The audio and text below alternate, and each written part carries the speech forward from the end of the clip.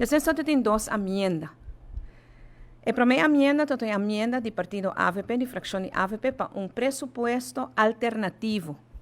Nós recebíamos aqui basta lato durante o tratamento, já quase para a votação.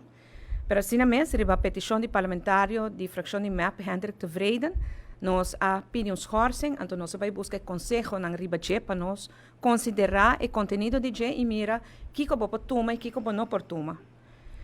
Lamentavelmente, a emenda aqui não, o presupuesto alternativo não tem cifras, e se não tem cifra, não pode um presupuesto.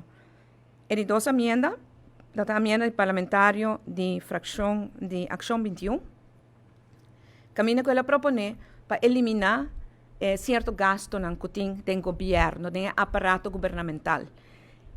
Ela propõe, por exemplo, para tur es não que gasolina pagar do governo para eliminar isso. Por exemplo, para a polícia, que tem que pôr gasolina em auto-polícia, para não pagar gasolina na própria carteira. Para esse que trabalha, por exemplo, na DOE, que tem truck grande, que tem viagem com o trabalho, para gasolina que tem que pagar no truck, pagar na própria carteira.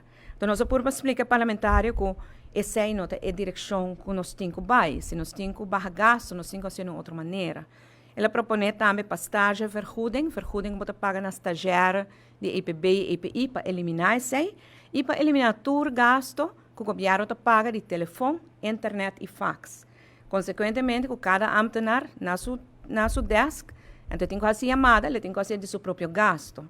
Então, nós explicamos isso aqui, nota a direção que o governo aqui quer vai.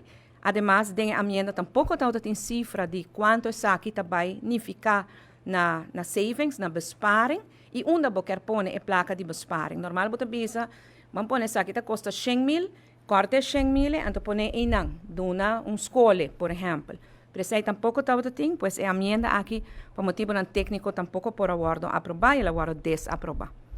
Na fim de dia, o presupuesto aguardo aprovar.